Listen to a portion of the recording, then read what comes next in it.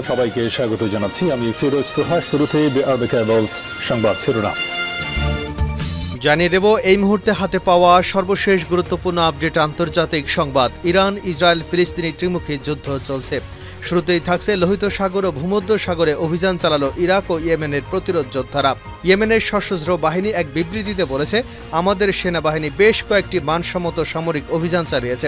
এর মধ্যে কয়েকটি অভিযান চালানো হয়েছে ইরাকি প্রতিরোধ যোদ্ধাদের সঙ্গে যৌথ সহযোগিতায়।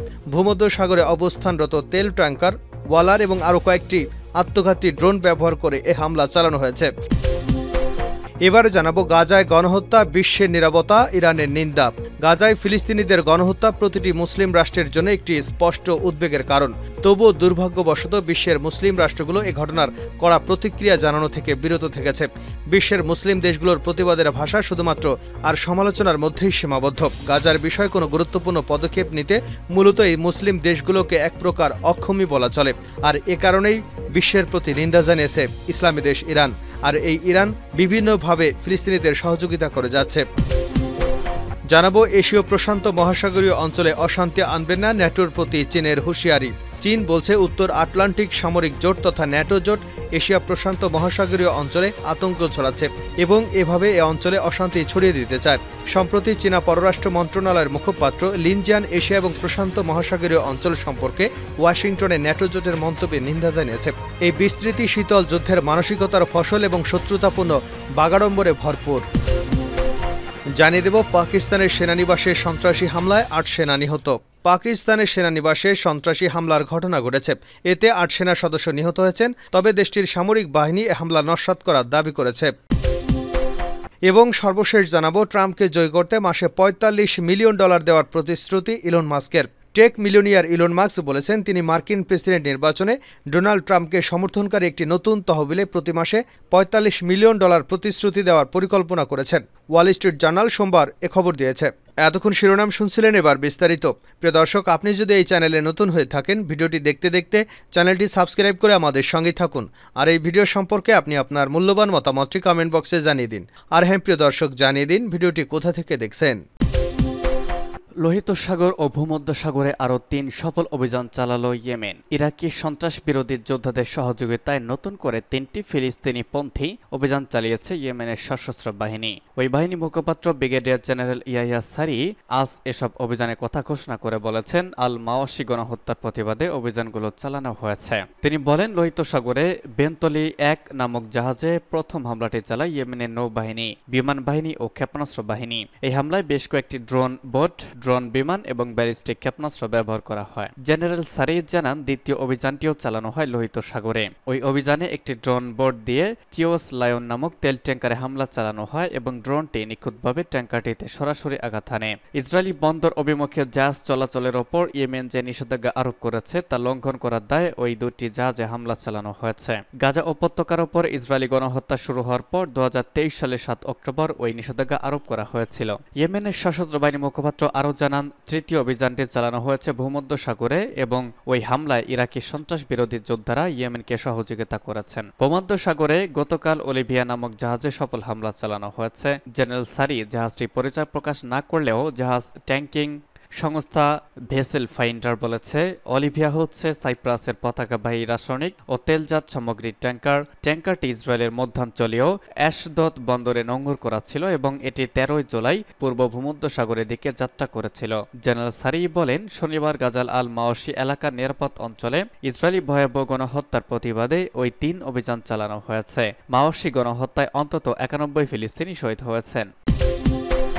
ইসরায়েলি গণহত্যার ব্যাপারে মুসলিম বিশ্বের নীরবতার নিন্দা জানালো ইরান। গাজা উপত্যকার ফিলিস্তিনি জনগণের বিরুদ্ধে ইহুদিবাদী ইসরায়েলের ভয়াবহ অপরাধযজ্ঞের পাশাপাশি এ ব্যাপারে আন্তর্জাতিক সমাজ ও মুসলিম গুলোতে নীরবতা ও নিষ্ক্রিয় ভূমিকার কঠোর নিন্দা জানিয়েছে ইরান। ইরানের অন্তর্বর্তী প্রেসিডেন্ট মোহাম্মদ মোকবের তেহরানে এক বক্তব্যে এই নিন্দা জানিয়েছেন। তিনি বলেছেন, সাম্প্রতিক দিনগুলোতে মার্কিন সমরাস্ত্র ব্যবহার করে গাজায় গণহত্যা জোরদার করেছে ইহুদিবাদী ইসরায়েল। একই সঙ্গে গাজায় যুদ্ধবিরতি প্রতিষ্ঠার সকল আন্তর্জাতিক প্রচেষ্টা চেষ্টা ব্যর্থ হয়েছে। প্রেসিডেন্ট মুখবির বলেন, গাজার চলমান অমানবিক পরিস্থিতি ইসরায়েল সরকারের অন্ধকারে অপরাধযজ্ঞের রেকর্ডে আরেকটি কলঙ্ক দাগ সৃষ্টি করেছে। গাজাবাসীকে রক্ষায় কোনো পদক্ষেপ নিতে ব্যর্থ হয় তিনি মুসলিম দেশের কড়া সমালোচনা করেন। ইরানের অন্তর্বর্তী প্রেসিডেন্ট এমন সময়ে বক্তব্য দিলেন যখন দখলদার ইসরায়েল পদ্ধতিগতভাবে গাজার আশ্রয় কেন্দ্র, স্কুল এবং জাতিসংঘের স্থাপনাগুলোতে একের পর এক হামলা চালিয়ে যাচ্ছে। রবিবারই গাজার নুসরাত শরণার্থী শিবিরে জাতিসংঘ পরিচালিত একটি স্কুলে ভয়াবহ বোমা হামলা চালায় ইহুদিবাদী সেনাবাহিনী।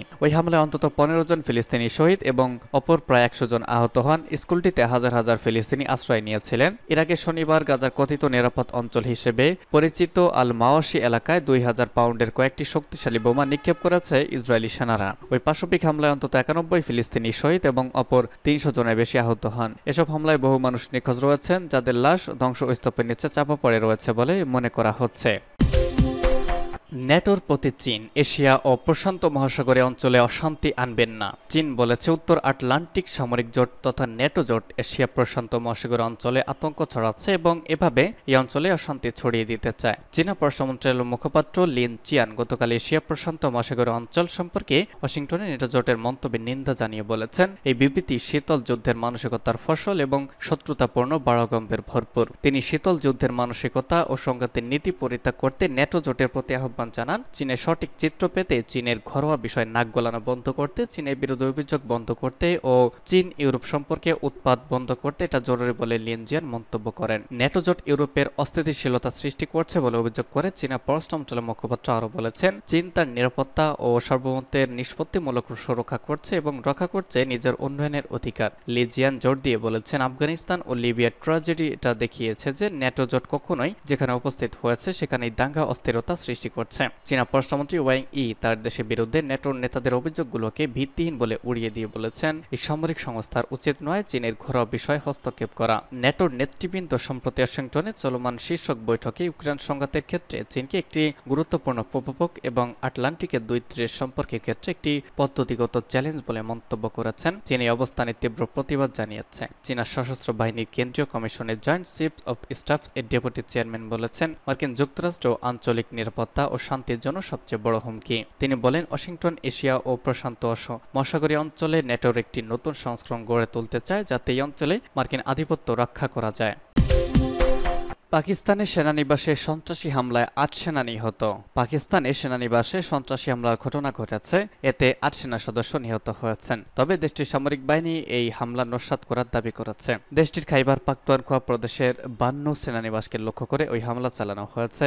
আজ এক প্রতিবেদনে এই তথ্য জানিয়েছে পাকিস্তানি সংবাদ মাধ্যম এক্সপ্রেস ট্রিবিউন। প্রতিবেদনে বলা হয়েছে, গতকাল খাইবার পাখতুনখোয়া প্রদেশের 52 সেনানিবাসকে লক্ষ্য করে 10 জন সন্ত্রাসী চালানো হামলায় 8 সৈন্য নিহত হয়েছেন বলে পাকিস্তান সামরিক বাহিনী এক বিবৃতিতে জানিয়েছে। পাকিস্তানের সামরিক বাহিনীর ইন্টার সার্ভিস পাবলিক রিলেশনস জানিয়েছে, আক্রমণকারীরা সেনানিবাসে অনুপ্রবেশের চেষ্টা করেছিল, কিন্তু তাদের প্রতিহত করা হয়েছে, যার কারণে সন্ত্রাসীরা সেনানিবাসের প্রাচীরে ধাক্কা দেওয়ার মাধ্যমে বিস্ফোরক বোঝাই গাড়ির বিস্ফোরণ ঘটায়। বিবৃতিতে বলা হয়েছে, আত্মঘাতী বিস্ফোরণের ফলে প্রাচীরের একটি অংশ ধসে পড়ে এবং পার্শ্ববর্তী অবকাঠামো ক্ষতিগ্রস্ত হয়, যার ফলে 8 সৈন্য নিহত হন। নিহত সেনারা হচ্ছেন পাকিস্তান সেনাবাহিনীর নায়েব সুবেদার মোহাম্মদ শেহজাদ, হাবিলদার জিল হুসাইন, হাবিলদার শাহজাদ আহমেদ, সিপাহী আশফাক হোসেন খান, সিপাহী সোবহান মজিদ, সিপাহী ইমতিয়াজ খান, সিপাহী আরসালান আসলাম এবং ফ্রন্টিয়ার কনস্টেবলের ল্যান্স নায়েক সবজ আলী। আইপিআইএস এর জানিয়েছে, পাকিস্তানি সৈন্যরা কার্যকরভাবে সন্ত্রাসীদের জবাব দিয়েছে এবং যার ফলস্বরূপ পরবর্তী অভিযানে ওই 10 জন সন্ত্রাসী নিহত হয়েছে।